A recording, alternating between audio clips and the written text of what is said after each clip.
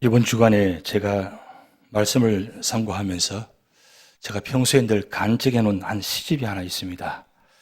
자주 한 번씩 열어보는 시집인데 그렇게 두껍지 않은 아주 작은 소책자입니다. 이 제목이 지금 알고 있는 걸 그때도 알았더라면, 이 시집의 제목입니다. 이 시를 전체를 엮은 분들은 유시화라는 분인데 한국에서 많이 시인으로 알려주신 분입니다. 오래전에 나온 책인데 책의 내용이 좋아서 늘 간직하면서 한 번씩 보는 내용입니다. 그 내용 중에 수옵이라는 한 내용의 글이 있어서 여러분을 소개하려고 합니다. 이런 내용입니다. 그때 예수님께서 제자들을 산으로 데리고 올라가 곁에 둘러 앉으시고 이렇게 가르치셨다. 마음이 가난한 사람은 행복하다. 하늘나라가 그들의 것이다. 온유한 사람은 행복하다. 자비를 베푸는 사람은 행복하다.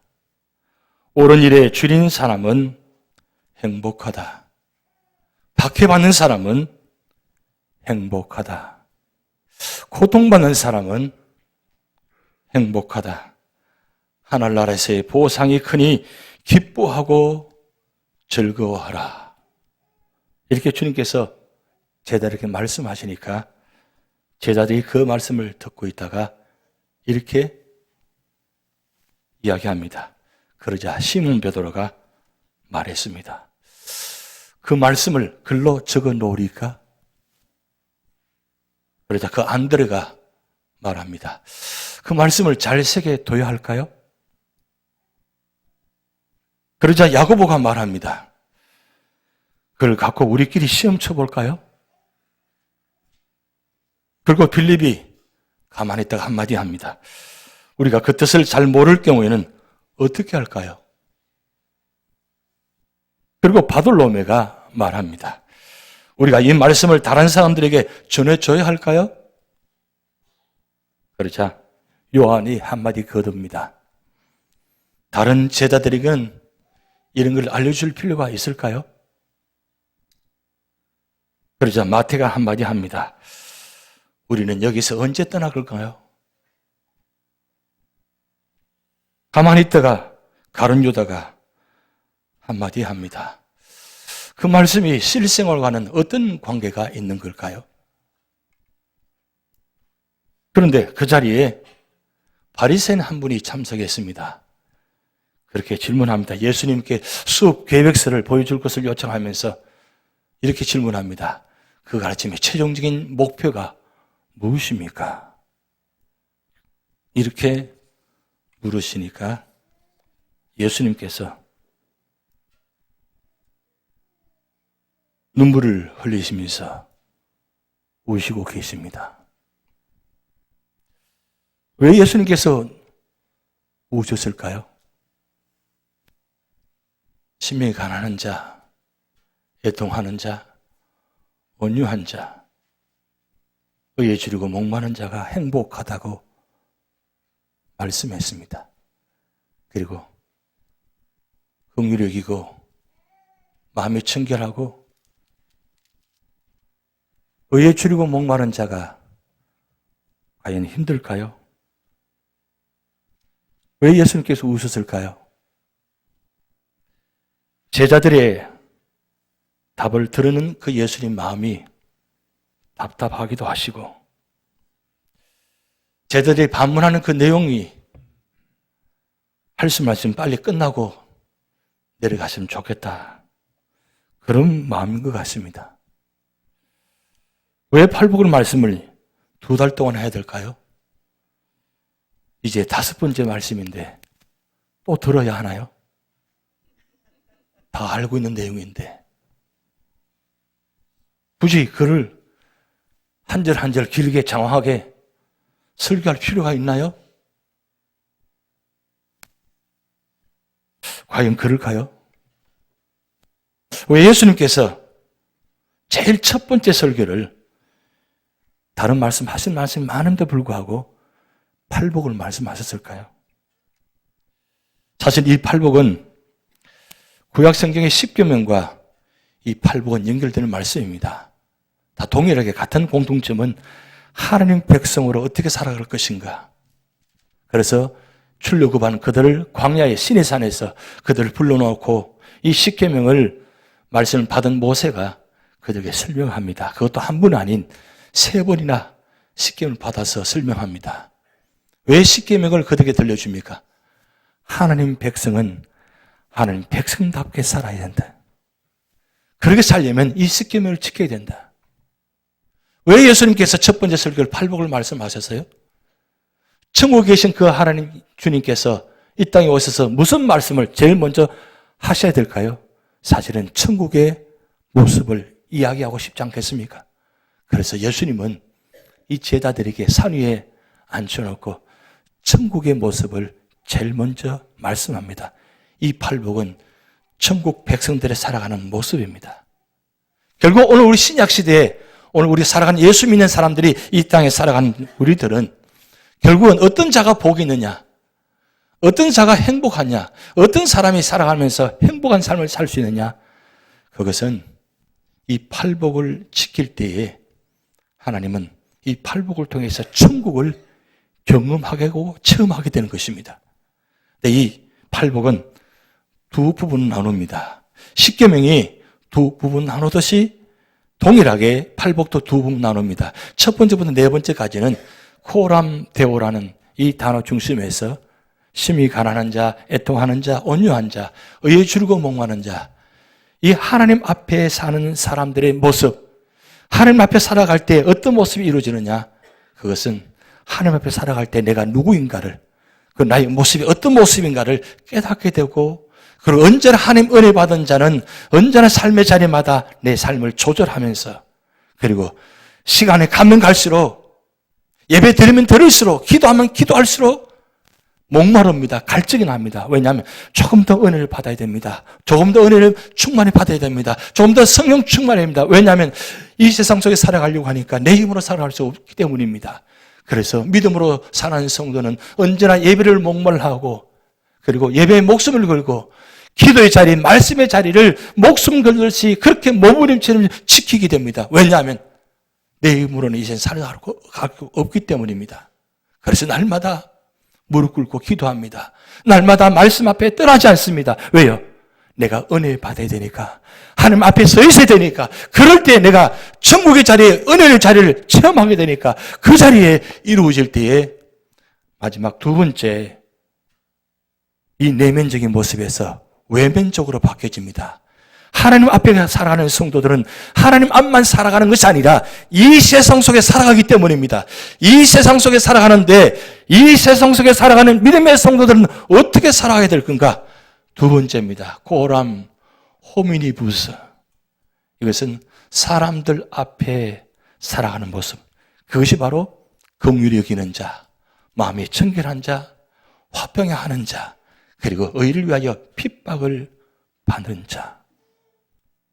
이건 하나님 앞에 살아가지 못하면 절대로 이 세상 속에서 이 네 가지 모습을 살아갈 수가 없습니다.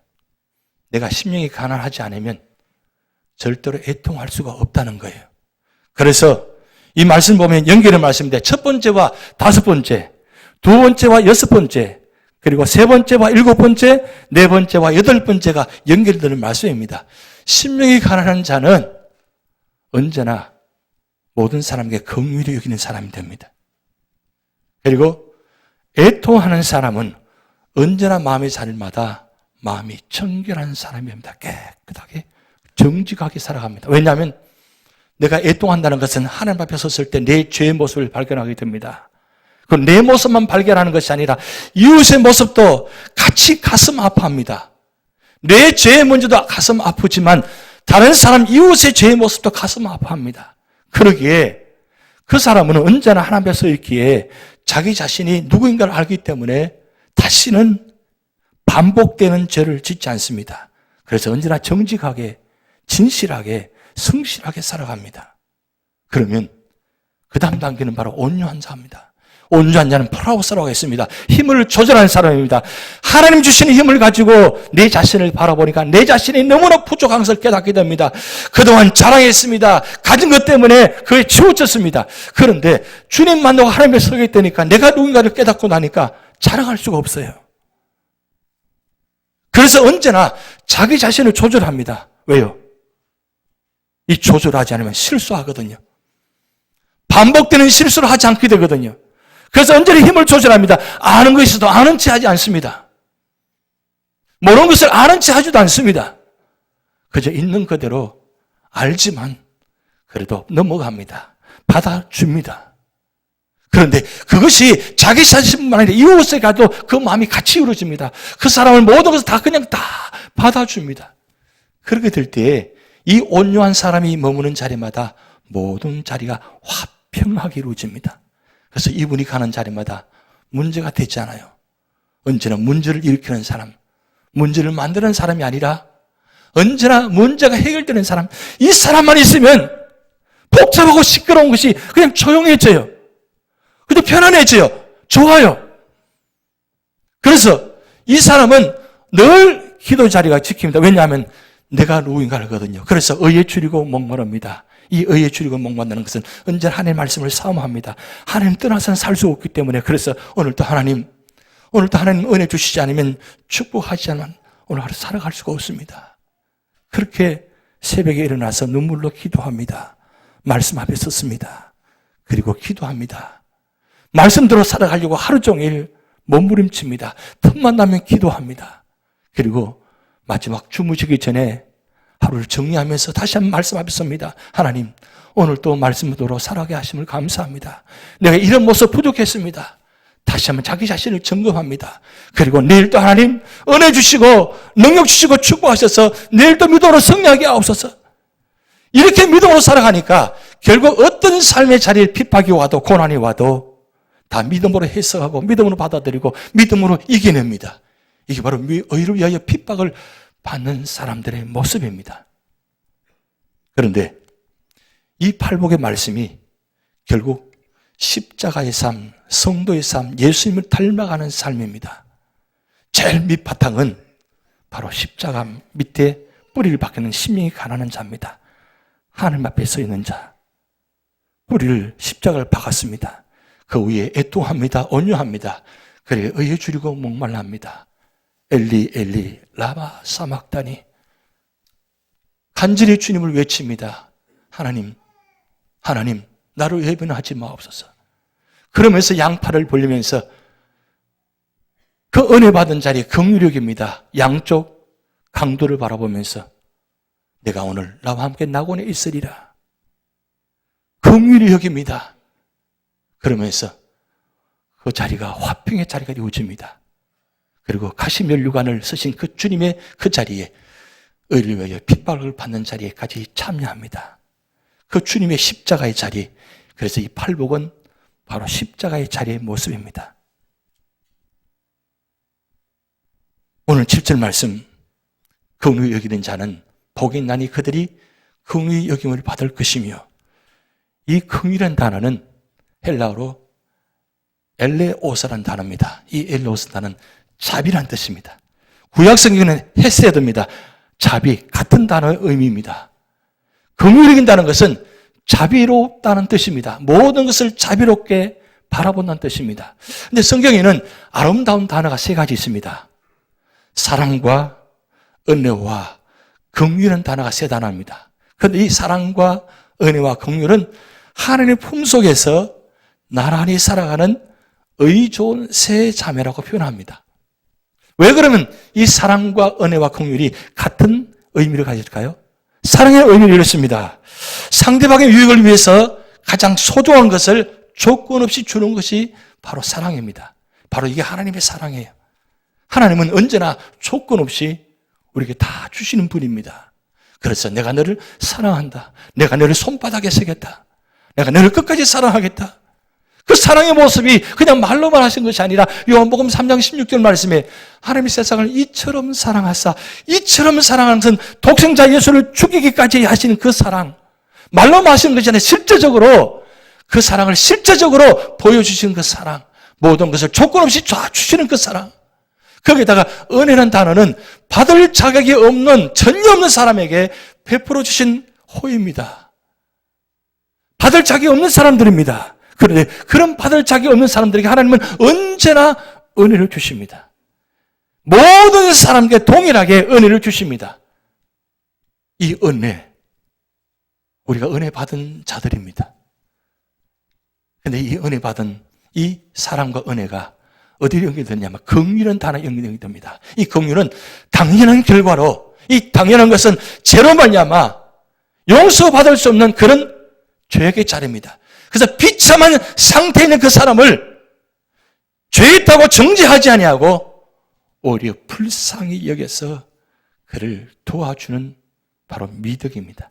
이 바로 긍휼의 모습이에요. 그런데 이 사랑과 은혜가 주어질 때에 긍휼이 주어지는 겁니다.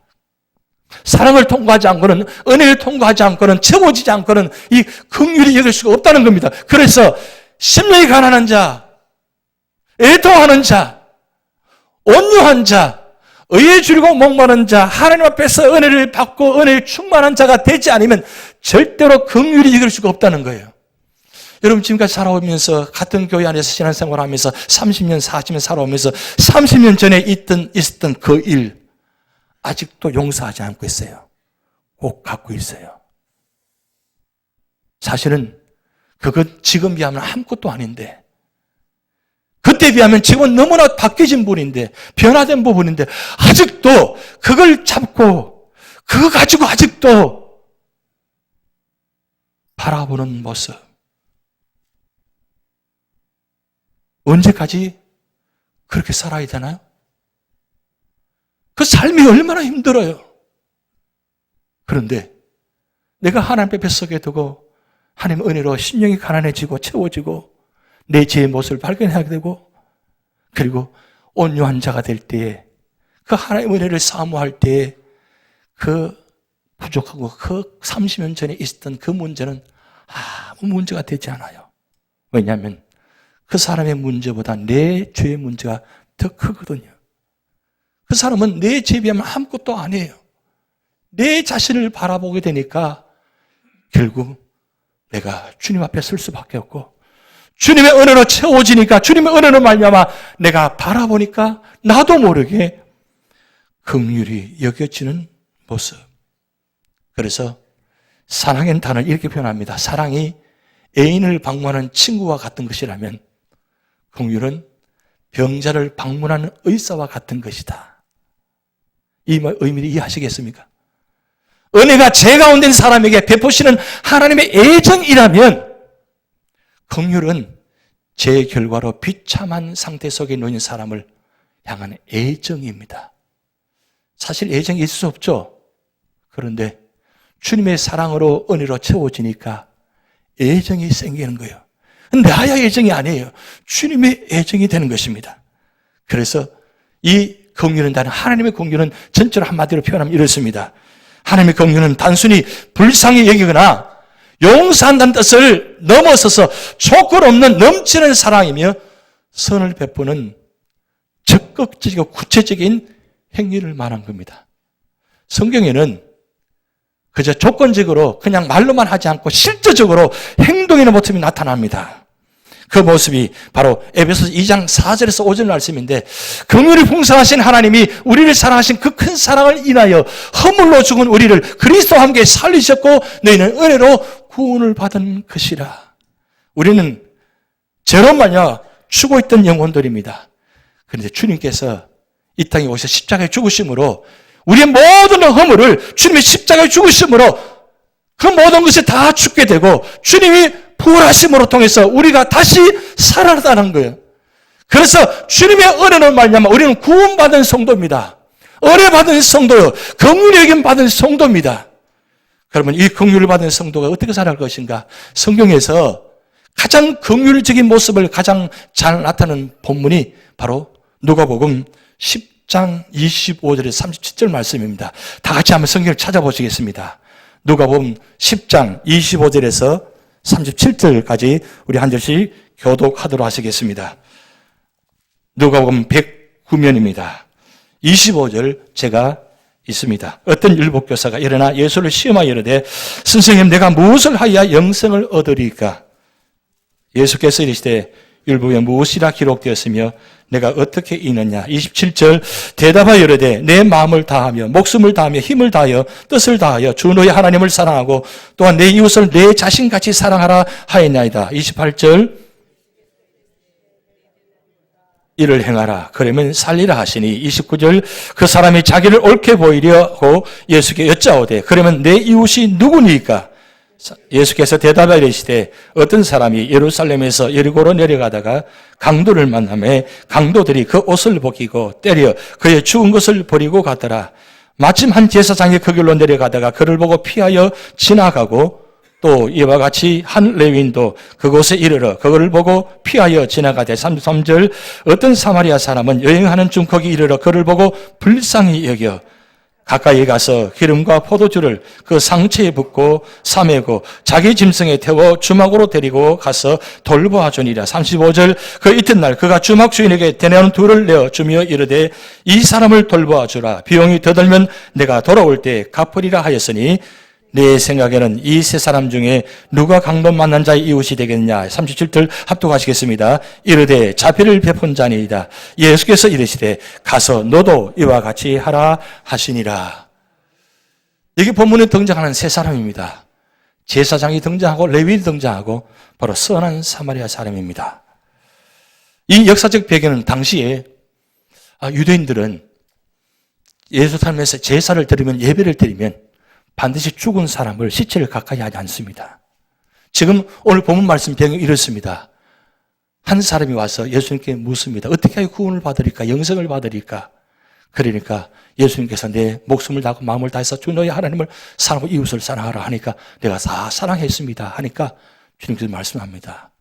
그런데 그 주님께서 말씀하시면서 이 사마리아인 비유를 말씀합니다. 근데 제사장이 지나갔는데 그냥 지나가 피하여 갔다 그랬어요. 레위인도 피하여 갔다 그랬어요. 지금 이 죽은 사람은 유대인입니다. 그의 죽게 되었다고 했습니다. 그런데 제사장 레위인은 같은 유대인입니다. 당연히 구원해야 됩니다. 그런데 이 제사장 레위인 예루살렘에서 예배를 드리고 여리고로 내려가는 길입니다. 예배 드리고 난 후 시체를 죽은 자를 가까이 하지 않기 때문에 율법적으로는 만약에 지키지 않으면 이거는 문제가 됩니다. 그래서 제사장을 레위인은 피하여 갔다고 했습니다. 이건 어떻게 보면 그 당시의 해석으로 맞는 이야기입니다. 주님께서 선한 사마리아인을 비유를 합니다. 그 사마리아인 이방인입니다. 이 이방인이 지금 죽어가는 유대인을 어떻게 표현하냐? 33절부터 37절까지 말씀 보면 6단계로 하나씩 구분되어집니다. 첫째 단계가 바로 그를 보고 불쌍히 여겼다고 했습니다. 제사장 레위인은 죽어가는 그를 보면서 같은 동족이 그를 보면서 불쌍히 여기지 않았습니다. 그냥 피하여 갔다고 했습니다. 그런데 이 사마리아인은 이방인인 그가 유대인을 바라보면서 불쌍히 여겼어요. 이방인은 절대 유대인을 불쌍히 여기지 않습니다. 왜냐하면 그때 그 당시에 이 유대인들은 사마리아인을 개돼지 취급했습니다. 사람으로 인정하지 않았습니다. 사실은 같은 동족입니다. 북이스라엘 남유다 나눠져서 북이스라엘이 멸망당할 때 아수르를 통해서 멸망을 당합니다. 그런데 이 아수르가 어떤 정책을 펴냐면 이 사마리아 사람을 아수르로 이동시킵니다. 그리고 아수르 사람을 사마리아로 이주시킵니다. 그래서 이 인종을 혼합을 정책을 폈습니다. 피가 섞여버렸습니다. 그때 이후로부터 남유다 사람, 이 유다 사람들은 이 북이스라엘 사마리아 사람들을 인정하지 않습니다. 그 이후로 여러 가지 역사들이 많습니다. 그 역사 가운데 계속 이 반복되는 역사 가운데 결국 예수님 당시에 그때는 이 남쪽과 북쪽은 정말 상벽과 같은 그런 모습에 살아가는 모습입니다. 그러기에 선한 사마리아는 절대로 유대인들을 구출해 주지 않습니다. 죽어도 상관없는 사람입니다. 그런데 이 사마리아인이 그를 보고 불쌍히 여겼다 그랬어요. 그 정도는 할 수 있는 것입니다. 그런데 두 번째 단계, 가까이 갔다 그랬어요. 유대인은 이방을 가까이 하지 않습니다. 근데 이방인인 이 사마리아인이 그 죽어가는 영혼을 바라보면서 가까이 갔습니다.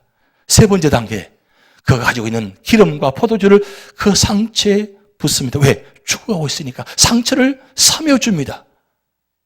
그리고 네 번째 단계입니다. 자기 짐승에 태워서 주막으로 데려가서 그 돌봐줍니다. 왜? 그냥 두면 죽어가니까. 그리고 다섯 번째 단계입니다. 이튿날에 데려온 돈을 내 주막 주인에게 주며 가로되 이 사람을 돌봐주라. 정말 대단한 일입니다. 있을 수 없는 일입니다. 근데 여기서 끝나지 않습니다. 여섯 번째 단계, 만약에 비용이 더 들면 내가 돌아올 때 갚으리라 그랬어요. 이게 바로 주님께서 말씀하시는 긍휼히 여기는 사람의 마음입니다. 여러분, 이 말씀을 통해서 우리는 세 가지 긍휼의 모습을 볼 수 있습니다. 첫째는 긍휼의 대상이 누구냐가 아니라는 겁니다. 긍휼은 대상에 따라 긍휼히 여기지 않는다는 겁니다. 그 사람이 아무리 죄인이라도, 아무리 원수라도 긍휼은 지금 당장 이 순간에 필요한 것이 무엇인가 그 자체만 본다는 거예요. 지금 그동안 살아오면서 여러 가지 아픈 문제들 참 많았습니다. 마음에 맞지 않는 부분이 있습니다. 그런데 지금 내가 평소에 마음에 들지 않은 그분이 지금 아파서 거의 죽게 되어 갑니다. 그럴 때 긍휼히 여긴 사람은 지금 아파서 죽게 된 그 모습만 바라본다는 거예요. 밖에 것까지, 지난 것까지 다 역사를 거슬러 가지고 다 돌출해서 바라보고 해석하는 것이 아니라 지금 이 순간에 어떤 모습인가, 그것이 더 중요하다는 거죠. 왜? 그냥 두면 안 되니까, 죽어가니까.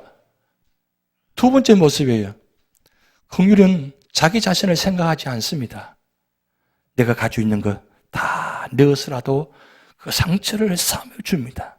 왜요? 살려야 되니까. 긍휼의 목적은 살리는 것입니다.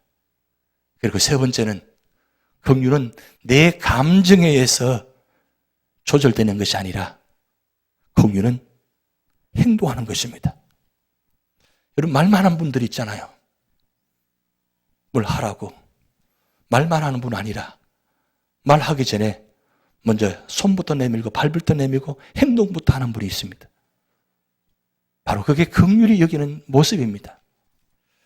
오늘 주님께서는 이 말씀을 통해서 중요한 말씀은 로마서 5장 8절에 왜 주님께서 이 말씀을 하시는가? 우리가 아직 죄인되었을 때 그리스도께서 우리를 위하여 죽으심으로 하나님께서 우리에 대한 자기의 사랑을 확정하셨느니라. 우리가 예수 믿기 전부터, 2000년 전에 하나님 우리를 구원하시기 위해서 십자가에 죽으심으로 자기 사랑을 뭐요? 확정하셨어요. 내가 죽을 것이다 아니에요. 죽으셨습니다. 죽으시면서 내가 너를 사랑하노라고 말씀하십니다. 그 죽으심으로 오늘 여러분은 이 자리에 앉아 계시는 겁니다. 그래서 신명기 15장에 긍휼히 여기는 사람의 모습을 기록해 놓았습니다. 7절 말씀에 내 하나님 여호와께서 내게 주신 땅 어느 성읍에든지 가난한 형제가 너와 함께 거주하거든 그 가난한 형제가 내 마음을 완악하게 하지 말며 내 손을 움켜쥐지 말고 8절 반드시 내 손을 그에게 펴서 그에게 필요한 대로 쓸 것을 넉넉히 구워주라. 10절 우리 같이 있습니다. 너는 반드시 그에게 줄 것이요 줄 때는 아끼는 마음을 품지 말 것이니라. 이로 말미암아 내 하나님 여호와께서 내가 하는 모든 일과 내 손이 닿는 모든 일에 내게 복을 주시리라. 이런 복 받기 위해서 하는 건가요? 아닙니다. 복은 그냥 주어지는 겁니다. 내가 하나님 말씀으로 살아갈 때 내 마음이 되어지면 그 복이 주어지는 것이 복을 쟁취하는 게 아닙니다. 복은 채워주셔야 합니다. 누가 채워줘요? 하나님이 채워주셔야 돼야 그게 진정한 복이라는 것입니다. 마태복음 6장 14절 15절 말씀에 너희가 사람의 잘못을 용서하면 너희 하늘 아버지께서 너희 잘못을 용서하시려니와 너희가 사람의 잘못을 용서하지 아니면 너희 아버지께서도 너희 잘못을 용서하지 아니하시리라. 결국 긍휼히 여긴 자는 언제나 모든 삶의 자리를 다 주님의 은혜로 바라보며 주님 뜻대로 주님 모습으로 살아가는 모습입니다. 결국 긍휼을 심으면 긍휼의 열매를 거둡니다. 이런 이야기입니다. 임자의 삶의 아픈 이야기입니다. 약 한 40년 전에 아버지와 4명의 자녀가 미국으로 이민합니다. 아버지는 뭔가 미국 와서 좀 큰 사업을 해보겠다고 가기 싫어하는 4자녀를 함께 데리고 옵니다. 어머니는 그냥 한국에 두고 옵니다. 그런데 와서 보니까 새엄마가 등장합니다. 새엄마가 등장하는데 이 새엄마가 이 4명의 자녀를 얼마나 핍박하는지 구박하는지 도저히 함께 살아갈 수가 없습니다. 그래서 첫째와 둘째, 셋째, 넷째가 나눠집니다. 영어도 되지 않고 힘든 자리에 살아가는 모습입니다. 이 첫째와 둘째, 첫째가 오빠고 둘째는 여동생입니다. 밑에 2명의 여동생이 더 있습니다. 이 첫째와 둘째가 함께 살아가는데 이 오빠도 첫째도 너무 힘드니까 이 마음의 분출을 누구한테 할 수 없으니까 여동생에게 표출합니다. 그래서 날마다 이 여동생을 구박합니다. 그래서 이 여동생이 도저히 견딜 수 없어서 가출하듯이 도망 나옵니다. 도망 나와서 그가 한 남자를 만납니다. 한 남자를 만나는데 이 남자를 만나서 아직도 나이가 어린데 미국에 살아가려면 의지할 사람이 없으니까 어쩔 수 없이 그렇게 결혼을 합니다. 누구도 인정하지 않고 축복하지 않는 상태, 두 사람이 그냥 약속하며 그렇게 살아갑니다. 살아가는데 이 남자가 이 아내를 계속 괴롭힙니다. 힘듭니다. 그러기를 30년간 살아옵니다. 그런데 이 아버지는 이 상황을 알면서도 새엄마 때문에 도와주지 않습니다. 근데 어느 순간 아버지가 한 통의 전화가 옵니다. 내가 너가 보고 싶다. 이 둘째 분은 도저히 아버지 어머니를 용서할 수가 없습니다. 차라리 한국에 두지 왜 미국까지 데리고 와서 이렇게 고통스럽게 만들고 이렇게 살아가냐. 그렇게 원망하며 살아갑니다. 그런데 이 둘째 여동생이 너무 힘들다 보니까 교회를 찾아갑니다. 교회 찾아가면서 그 예배 드리면서 예수님을 만납니다. 예수님을 만나면서 마음이 바뀌기 시작합니다. 그렇게 미웠던 그리고 아버지 새엄마를 어느 순간부터 용서하기 시작합니다. 근데 그런 가운데 아버지 한 통의 전화가 왔습니다. 그래서 이 사랑한 딸 남편과 함께 아버지를 찾아갑니다. 그 길을 한두 번 찾아갑니다. 그래도 새엄마는 용서가 되지 않습니다. 그런데 어느 날 아버지가 또 한 통의 전화가 왔습니다. 내 새엄마가 너무나 외롭고 힘든데 이제 팔순인데 와서 좀 축하해 주지 않겠니? 그 말을 듣는 순간 이 사랑한 딸은 눈물을 흘립니다.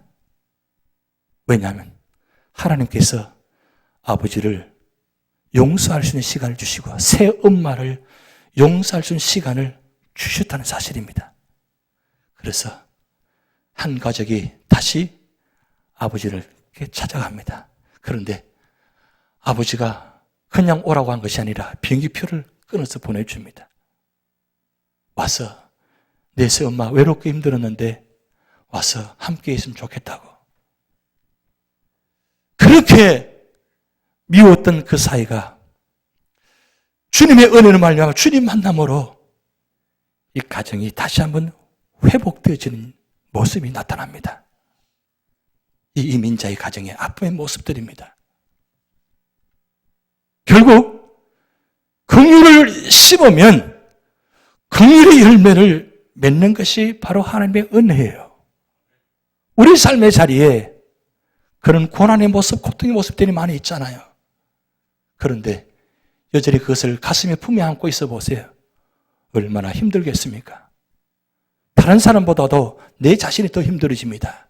그래서 출애굽기 33장 19절 말씀에 나는 은혜 베풀 자에게 은혜를 베풀고 긍휼히 여길 자에게 긍휼을 베푸느니라.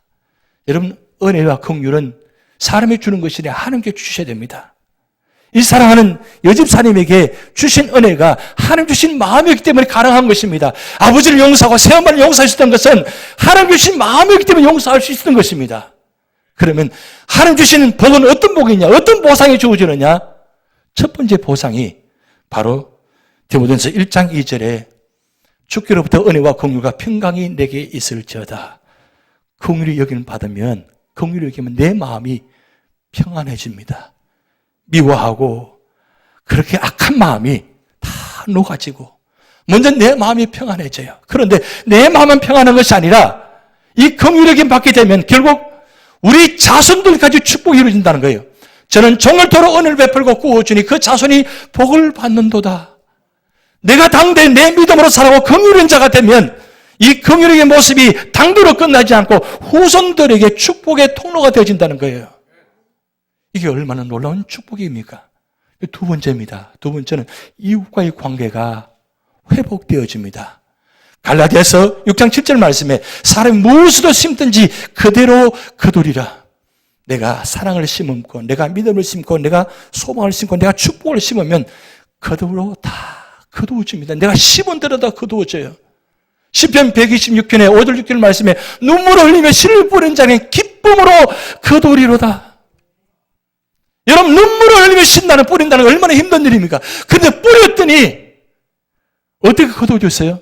성경의 축복은 덧셈의 축복이 아니라 곱셈의 축복입니다. 30배, 60배, 100배의 축복을 거둔다 그랬어요. 누구에게? 이웃과의 관계를 통해서 내가 이웃에게 사랑하고 용서하고 베풀면 내게 그대로 다 거두어진다는 거예요.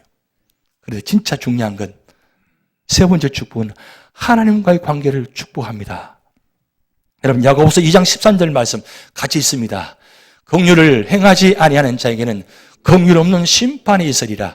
긍휼은 심판을 이기고 승리하리라. 할렐루야. 내가 그냥 긍휼인 것밖에 없어요. 그냥 받은 바 은혜 나눠준 것밖에 없어요. 그런데 하나님께서 우리를 뭐요? 심판을 이기고 승리하게 하신다는 거예요. 이런 놀라운 축복이 있잖아요. 결국은 우리 삶의 자리에 긍휼을 여기는 자가 될 때 나도 축복받고 이웃도 축복받고 하나님 관계 속에서 놀라운 구원의 축복까지 받는 이 축복. 긍휼히 여긴 자는 복이 있나니 긍휼히 여김을 받을 것임이리라. 기도하시겠습니다.